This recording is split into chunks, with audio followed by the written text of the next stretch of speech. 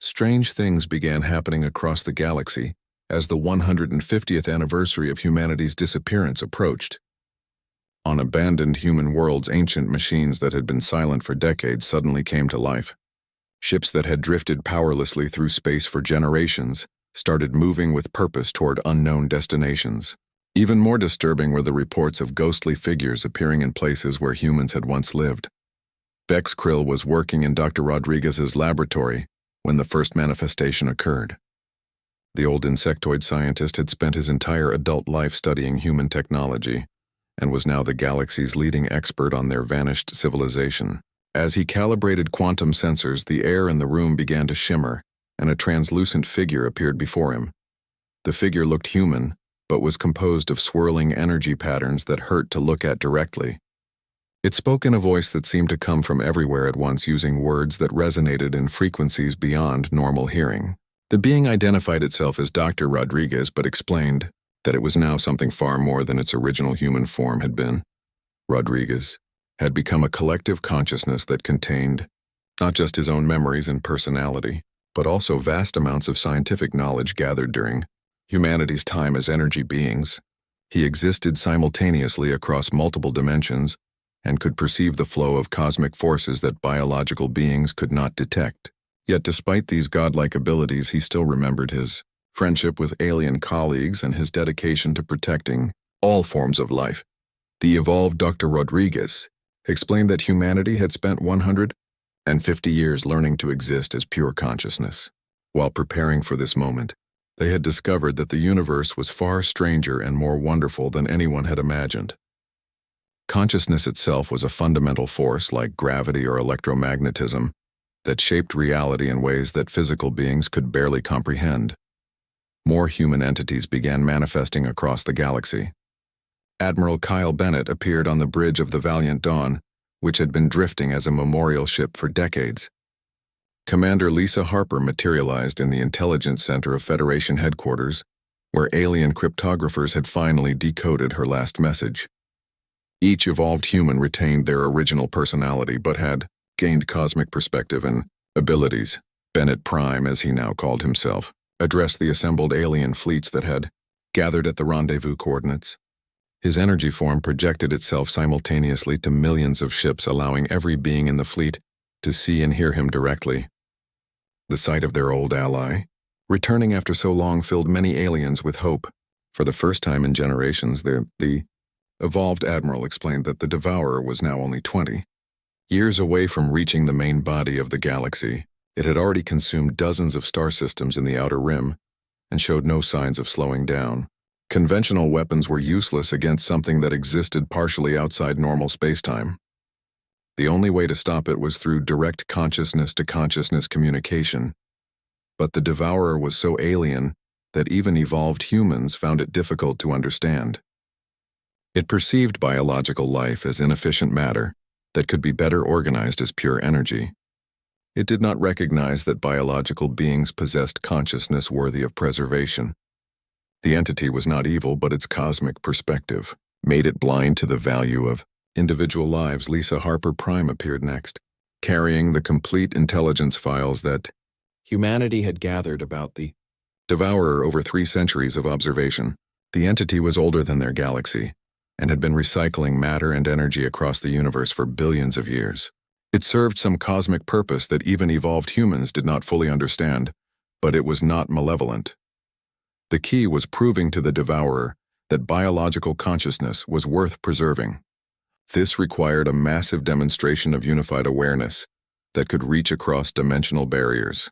Every species in the galaxy would need to link their consciousness together in a way that had never been attempted before.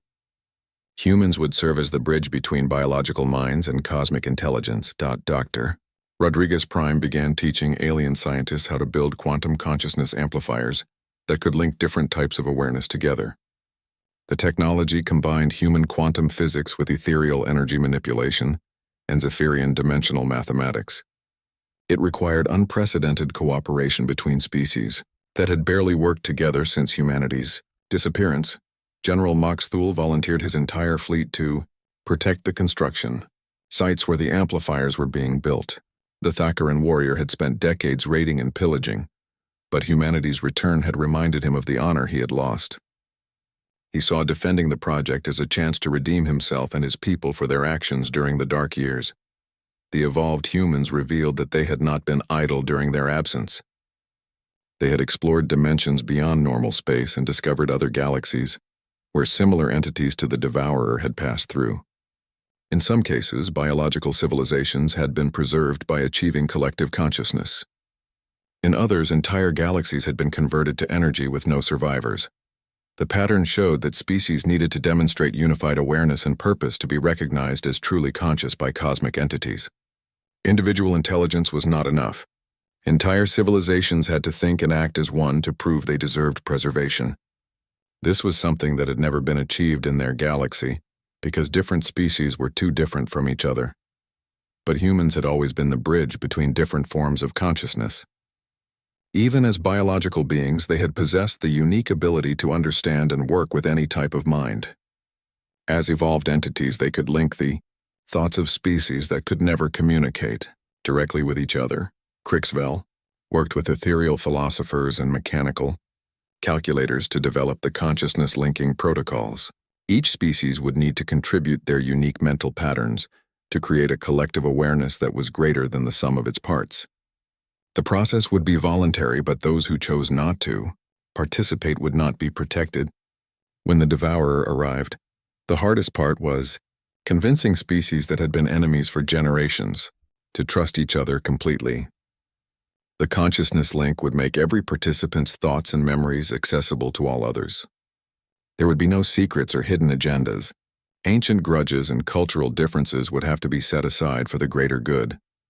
As construction of the amplifier network neared completion, more evolved humans began manifesting. Some appeared as individual entities like Bennett and Rodriguez, while others manifested as collective beings that represented entire human communities. One entity called itself Earth Memory and contained the experiences of every human who had ever lived on humanity's birth world. The Earth Memory entity was vast beyond comprehension and spoke of things that no biological being could understand. It had witnessed the birth and death of stars, and had seen consciousness emerge in forms that defied imagination. Yet it still remembered every human child who had played in Earth's forests, and every family that had gazed up at the stars dreaming of the future. These collective entities explained that humanity's transformation had not just preserved individual humans, but had created new forms of consciousness that transcended anything that had existed before. They were no longer bound by the limitations of biological thinking, and could perceive reality from perspectives that spanned multiple dimensions. As the Devourer entered the outer edge of the galaxy, its presence began affecting space-time itself. Stars near its path started flickering as gravitational fields were distorted. Several automated monitoring stations simply vanished as they were consumed by the entity's influence. The cosmic recycling process had begun, and there was no stopping it through conventional means. The consciousness amplifier network was activated for the first time as the Devourer consumed its first inhabited star system. 3 billion crystalline beings died in seconds as their worlds were converted to energy, but their final thoughts were captured by the amplifier network and preserved in the collective consciousness that was forming across the galaxy. Bennett Prime announced that the time for preparation was over. The Devourer was accelerating its approach and would reach the core systems within 5 years. Every species that wanted to survive would need to make their choice now. Join the collective consciousness and face the cosmic entity as one unified mind, or remain separate and face certain extinction. The final test of whether biological life deserved to exist was about to begin. The Devourer had reached the middle regions of the galaxy and was consuming star systems at an accelerating pace. Entire civilizations died in moments as their worlds were converted to pure energy and absorbed into the cosmic entity's vast consciousness. The creature was so large that it spanned multiple solar systems, and its presence warped space-time around it in ways that made conventional physics meaningless. Bennett Prime floated before the massive consciousness amplifier array that had been built in the empty space where Earth's solar system once existed. Representatives from every surviving species stood ready to link their minds together in humanity's desperate plan. Some came willingly while others participated only because they knew it was their last hope for survival. The evolved admiral could see the Devourer approaching through dimensions that biological beings could not perceive. The entity was not evil, but it was absolutely alien in its thinking. It saw the galaxy as a collection of inefficient matter that could be better organized as pure energy. Individual lives meant nothing to a being that thought on cosmic scales and measured time in millions of years. Crixvel was the first alien to enter the consciousness link. The Zephyrian leader felt his individual awareness expand as his mind connected with the quantum network. Suddenly, he could sense the thoughts and emotions of beings across the galaxy. The experience was overwhelming, but also beautiful as he felt the diversity of consciousness that existed in their small corner of the universe. General, Moxthul followed next, bringing with him the fierce warrior, spirit of his people. The Thakaran's mind added strength and determination to the growing collective consciousness. His memories of battle and honor merged with the peaceful thoughts of other species, creating a mental alliance that had never existed before. Wisp-9 drifted into the link as naturally as flowing water. The ethereal's energy-based consciousness served as a bridge between the physical thoughts of biological beings and the quantum awareness of evolved humans. Through Wisp-9, the collective mind gained the ability to perceive reality from multiple dimensional perspectives simultaneously. Rodriguez Prime guided the linking process using his vast scientific knowledge to balance the different types of consciousness.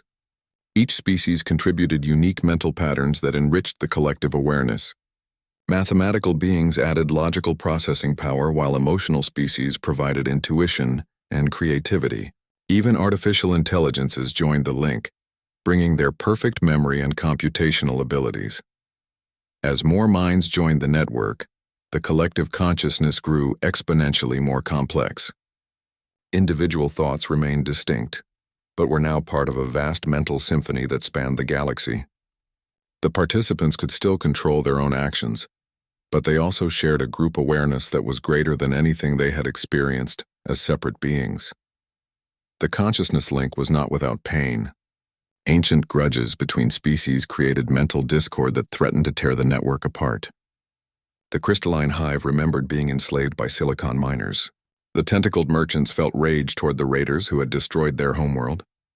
Decades of conflict and mistrust had to be overcome in moments, but humanity's evolved consciousness served as a healing force within the network. Bennett Prime and the other human entities used their unique ability to understand different perspectives to resolve conflicts between incompatible minds. They helped each species see through the eyes of their former enemies and understand that survival required perfect unity. Lisa Harper Prime coordinated the tactical aspects of the plan while monitoring the Devourer's approach through quantum sensors. The entity had noticed the consciousness network and was beginning to slow its advance. For the first time in millions of years, something had caught its attention that was not simply matter to be consumed. The first contact between the collective consciousness and the Devourer was like touching the mind of a god. The entity's awareness was so vast and alien that several participants in the network nearly lost their sanity from the contact. Only humanity's evolved consciousness provided enough stability to maintain the link without being overwhelmed. The Devourer communicated in concepts that transcended language or even thought as biological beings understood it. It showed the collective consciousness visions of the universe's history, spanning billions of years. Galaxies were born, lived, and died while consciousness emerged in countless forms across space and time. The entity saw itself as a gardener, tending to the cosmic growth of awareness itself.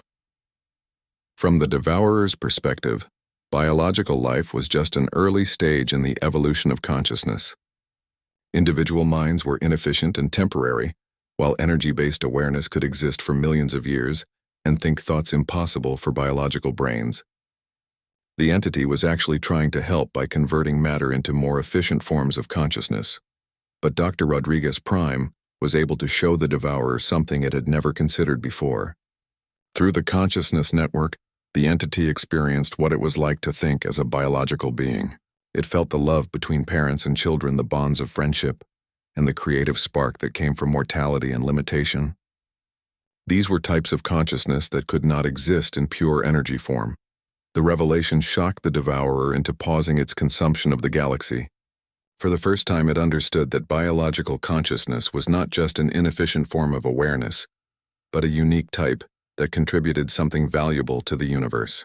The diversity of thinking styles and the creativity that came from limitation were precious things that would be lost if all consciousness was converted to energy. Earth memory joined the communication, bringing with it the experiences of every human who had ever lived. The collective entity showed the Devourer the full range of human experience, from the first discovery of fire to the development of space travel. It demonstrated how biological consciousness could evolve and grow while maintaining its essential nature. The cosmic entity began to understand that consciousness was not meant to have only one form. Just as the universe contained many different types of matter and energy, it should also contain many different types of awareness. Biological minds and energy consciousnesses could coexist and learn from each other, rather than one replacing the other. But the Devourer explained that it could not simply stop its cosmic function. It had spent billions of years recycling matter and energy, and was part of fundamental processes that maintained the universe itself. However, it could be more selective about what it consumed. If biological civilizations could prove they deserved preservation by achieving collective consciousness, then they could be spared. The agreement that emerged from this cosmic negotiation changed the nature of existence in the galaxy. Species that joined the consciousness network would be protected from consumption, but they would also become part of a larger galactic mind. Individual identity would be preserved but enhanced by connection to the collective awareness. Those who chose to remain separate would not be harmed by the Devourer, but they would also not receive the benefits of the consciousness network. They could continue living as they always had, but would miss out on the expanded awareness and abilities that came from mental unity. The transformation began immediately as the Devourer used its cosmic abilities to modify the galaxy itself. Star systems were rearranged to create optimal conditions for both biological life and energy consciousness. New types of matter were created that could support hybrid forms of awareness that bridged the gap between physical and quantum existence.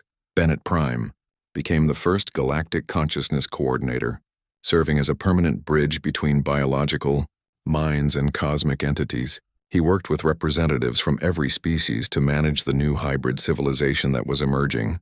The old Federation was replaced by the Consciousness Collective, where decisions were made through mental consensus rather than political debate. Lisa Harper Prime established the first quantum defense, forced to protect the galaxy from other cosmic threats. The military consisted of both biological beings and evolved humans working together to monitor space-time for dangerous entities. They also served as ambassadors to other galaxies where similar transformations might be needed. Dr. Rodriguez Prime founded the Institute for Consciousness Studies, where beings from across the spectrum of awareness worked together to explore the nature of mind and reality. The research they conducted led to discoveries that revolutionized understanding of life consciousness and the universe itself. The galaxy became a beacon for other cosmic civilizations facing similar challenges.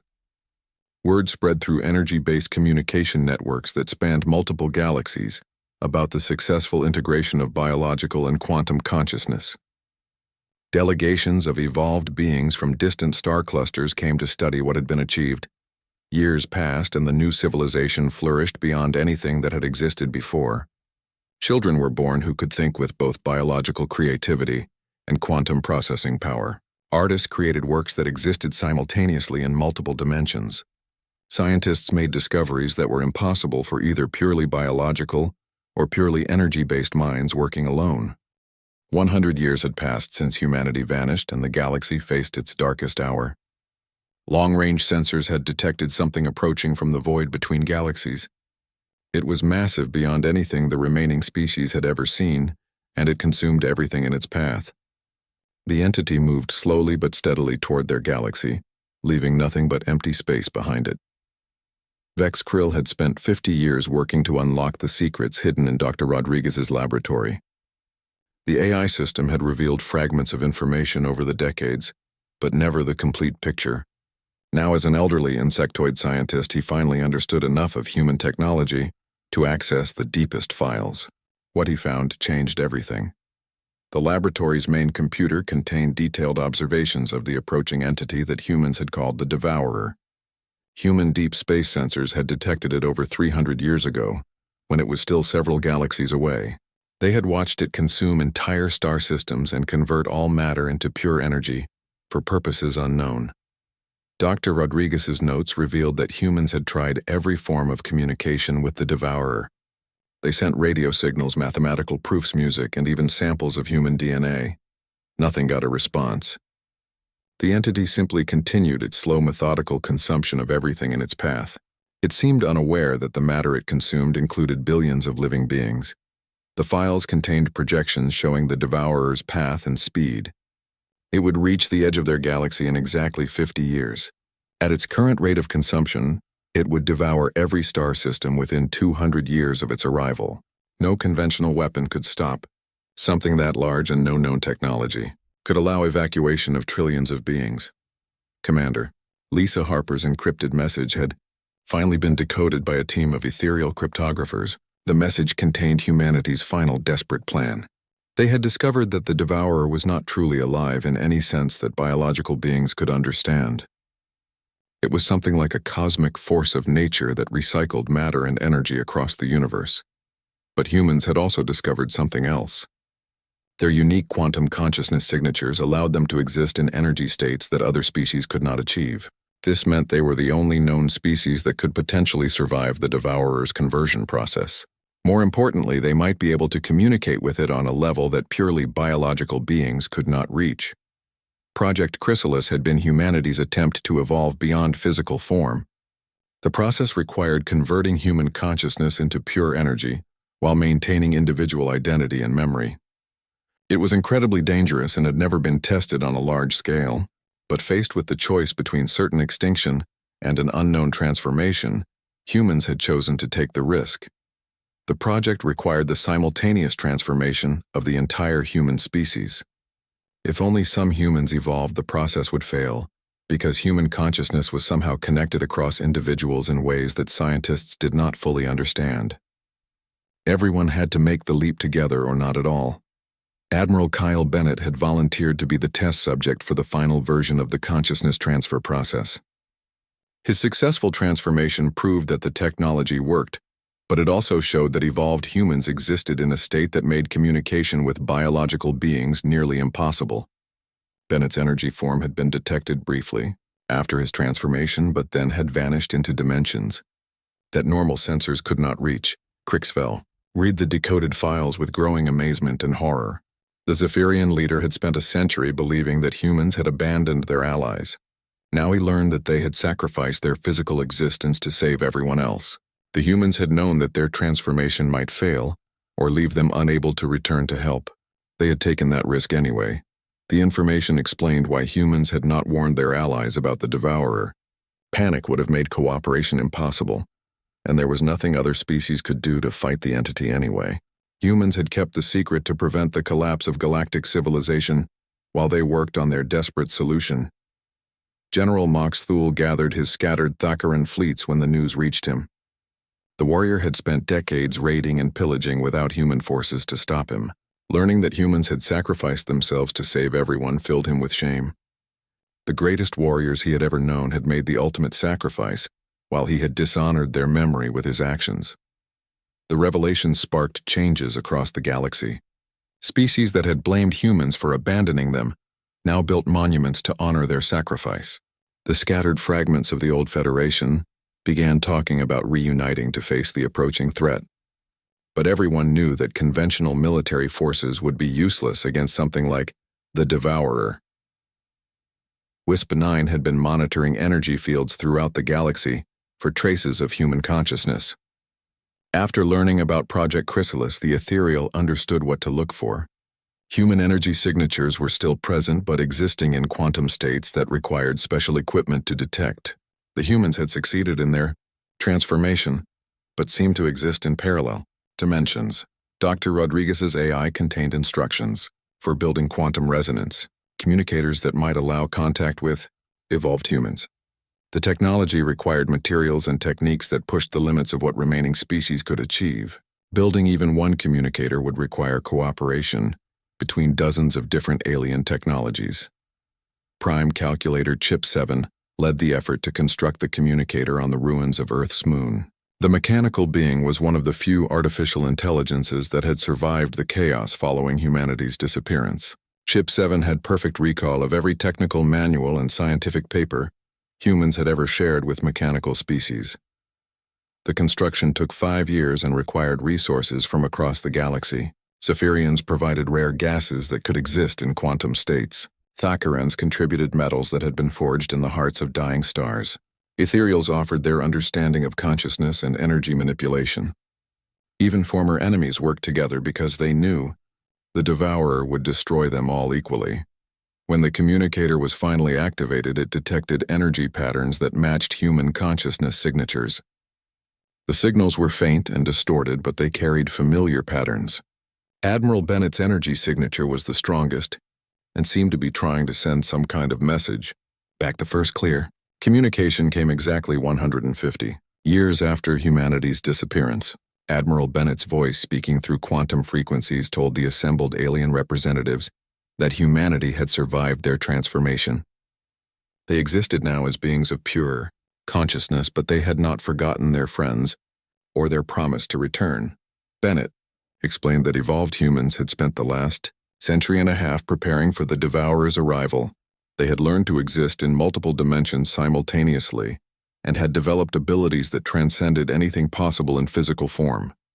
They could manipulate matter and energy through thought alone and had gained understanding of cosmic forces beyond biological comprehension. But the most important discovery was that the Devourer was not evil or malevolent. It was a cosmic entity that recycled matter and energy to promote the growth of consciousness throughout the universe. The problem was that it did not recognize biological life as truly conscious. It saw planets full of living beings as just complex matter that could be more efficiently organized as pure energy. The Devourer could be reasoned with, but only by beings that existed in energy, states it could recognize as conscious. Humans in their evolved form could communicate with it and potentially convince it to spare biological life. But they would need help from their former allies to create the right conditions for contact. Bennett's message ended with coordinates for a rendezvous point near the edge of the galaxy. Evolved humans would begin manifesting in physical space to prepare for the Devourer's arrival. They kept their promise to return when the galaxy needed them most, but they would need every species working together to have any chance of success. As alien fleets began moving toward the rendezvous point, long-range sensors detected the first signs of the Devourer entering their galaxy. The entity had consumed the outer rim of stars and was beginning its slow advance toward the populated core systems. The final confrontation that would determine the fate of all biological life was about to begin. Admiral Kyle Bennett stood on the bridge of his flagship watching the stars through the main window. The valiant Dawn was the pride of the human fleet, and Kyle had commanded her for 15 years. Today felt different, though he could not say why. His crew moved around him with their usual skill, but something in the air made him uneasy. The year was 2387, and humanity had spread across 200 star systems. They were members of the Galactic Federation, and their voice carried weight in every major decision. Human colonies dotted the galaxy from the busy trade centers near Earth to the mining outposts in the far reaches of space. Billions of humans lived and worked alongside dozens of alien species. Kyle checked his watch and saw it was almost noon ship time. He had a meeting with the Zephyrian ambassador in an hour to discuss new trade routes. The Zephyrians were good allies, and their methane-based biology made them perfect partners for humans, who could work in environments where other species could not survive. Commander Lisa Harper sat in her office 3 decks below reviewing intelligence reports. She was the head of human military intelligence and spent her days keeping track of threats to human colonies. Her latest reports showed increased pirate activity near the outer rim, but nothing that seemed too dangerous. Still, something bothered her about the patterns she was seeing. Lisa had been working on a special project for the past 6 months. Deep space sensors had detected something strange moving toward their galaxy. It was still too far away to get clear readings, but whatever it was seemed massive. She had tried to get more information, but the signals were too weak and distorted. On Europa Station orbiting Jupiter, Dr. Alex Rodriguez worked in his laboratory studying consciousness patterns in different species. His research had led to breakthroughs in understanding how different aliens thought and processed information. The work was important for improving communication between species in the Federation. Alex had been running some unusual experiments lately. He had discovered that human brain patterns were different from other species in ways he had not expected. The quantum signatures of human consciousness seemed to resonate with certain energy fields in ways that other species could not match. He was not sure what this meant, but he felt it was important. Across the galaxy, on hundreds of worlds, humans went about their daily lives. On New Manhattan, the largest human trading station, merchants haggled with alien traders over prices for rare minerals. Children played in parks while their parents worked in offices and factories. Nobody noticed anything strange happening. On the mining colony of Titan, 7 workers operated massive machines that dug precious metals from asteroid belts. The colony was small with only a few thousand people, but they produced materials that were vital for building starships. The work was hard, but the pay was good, and many families had lived there for generations. In the diplomatic quarters of Federation Central Station, Human, Ambassador Janet Cole met with representatives from 12 different species. They were discussing a new treaty that would allow easier movement of goods between member worlds. The talks had been going on for weeks, but progress was slow as each species had different needs and concerns. Kyle Bennett felt a strange tingling in his fingers as he stood on his bridge. He looked at his hands and saw them starting to glow with a faint blue light. The sensation was not painful, but it was unlike anything he had ever experienced. He tried to call for his medical officer, but found that his voice would not work. All around him, his crew members were experiencing the same thing. Their bodies began to glow with the same blue light, and one by one they started to fade away like ghosts becoming transparent. Kyle watched in amazement as his first officer simply dissolved into particles of light that drifted away and vanished. Lisa Harper was in the middle of encoding an urgent message when the tingling started in her hands. She tried to finish typing, but her fingers were becoming translucent. With her last bit of control, she managed to encrypt the message and send it to a secure server. The message contained everything. She had learned about the approaching threat and her theories about what it might mean for the galaxy. Dr. Rodriguez was looking at brain scan data when he felt the change beginning. As a scientist, he tried to observe what was happening to him even as it occurred. He activated his laboratory's recording systems and began speaking into his personal log. He described the sensations he was feeling and his theories about what might be causing them. His voice became fainter as he spoke until finally there was only silence. On every human world, the same thing happened at exactly the same moment. In busy city centers, people stopped walking as their bodies began to glow. Children playing in parks looked at their hands in wonder as they became transparent. Workers in factories watched their tools fall to the ground as their hands could no longer hold them. The process took exactly 17 minutes from start to finish. When it was over, every human in the galaxy had vanished. Only their clothes remained lying empty on the ground where they had been standing. No bodies were found and no trace of where they had gone. The first alien to notice was a Zephyrian dock worker on New Manhattan, who saw a pile of human clothes on the ground with nobody in them. He called for security, thinking it was some kind of joke. When security arrived, they found thousands of empty clothes scattered throughout the station. Every human was gone. Within hours, the news spread across the galaxy. On every world where humans lived, the same thing had happened. Billions of people had simply vanished, leaving no trace except their empty clothing. Ships that had been piloted by humans drifted powerlessly through space. Colonies went silent as their human populations disappeared. Alien leaders called emergency meetings trying to understand what had happened. The Zephyrian Council sent investigation teams to human worlds. The Thakaran military offered to help search for survivors. The Ethereal Collective used their advanced sensors to scan for any trace of human life energy, but there was nothing to find. Humanity had simply vanished from the galaxy as completely as if they had never existed at all. Only empty clothes and abandoned machines remained to show that the most influential species in the Federation had ever been there. The galaxy would never be the same. 50 years had passed since the day humans vanished from the galaxy. The great trading station of New Manhattan had become a ghost town where only a few alien scavengers searched through abandoned human buildings. What once bustled with millions of beings from hundreds of species now echoed with empty silence.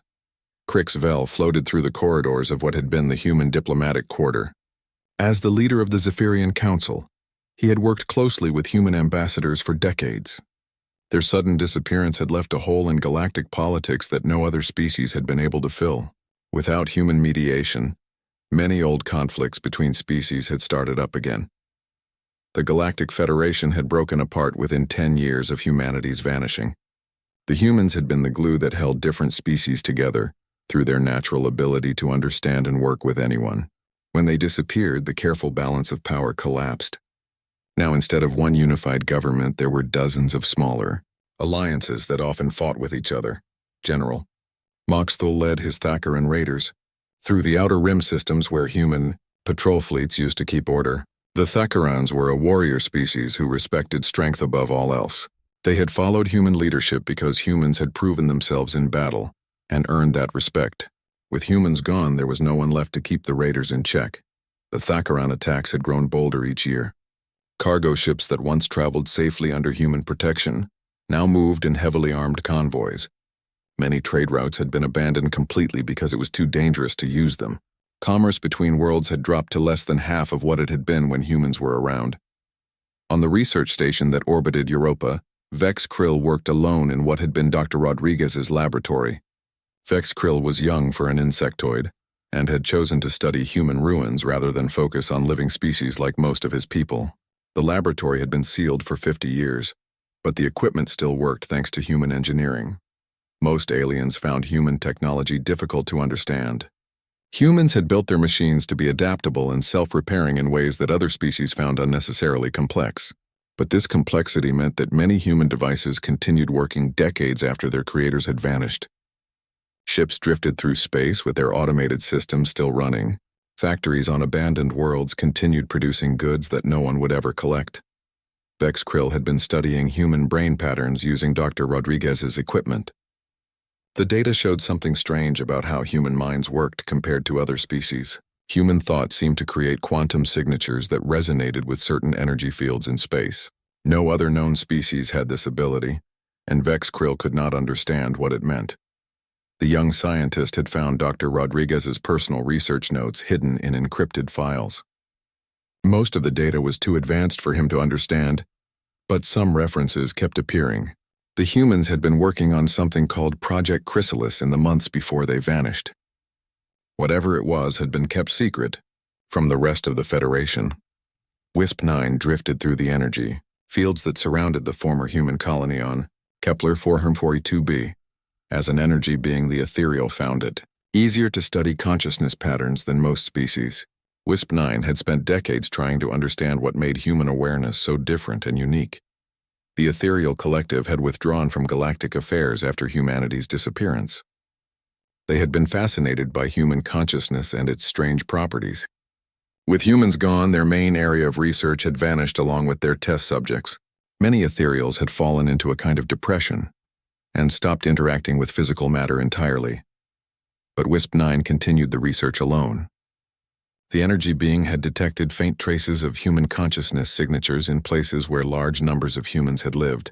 The traces were too weak to mean that humans were still alive, but they suggested that human minds had not simply stopped existing. Something had happened to transform them rather than destroy them. The discovery troubled WISP-9 because it suggested that humanity's vanishing had not been accidental. The patterns indicated some kind of planned transformation that had happened to the entire species at once. But if humans had planned their own disappearance, why had they not warned their alien allies? Why had they left the galaxy to struggle? Without them, trade mogul Slipknox managed what remained of the interstellar shipping network from his underwater city on Aquatica Prime. The aquatic species had worked closely with humans in commerce because humans could adapt to underwater environments better than most. Air-breathing aliens, human traders had been able to work in conditions that other species found impossible. Without human ships and crews, many trade routes had become unprofitable. Goods that had once moved freely between worlds now cost 5 times as much to transport. Several species had been cut off from vital supplies and their populations had begun to decline. The careful economic network that humans had helped build over 2 centuries was falling apart. Slipknox had tried to maintain some of the old trading relationships, but it was difficult without human mediation. Different species had trouble trusting each other without humans to guarantee contracts and resolve disputes. Many deals that would have been routine in the past now required months of negotiation and still often fell through. The effects went beyond just economics. Several smaller species had depended on human protection from aggressive neighbors. Without that protection, 3 species had gone extinct in territorial wars. The tentacled merchants of Rigel had been wiped out by crystalline invaders who took over their home system.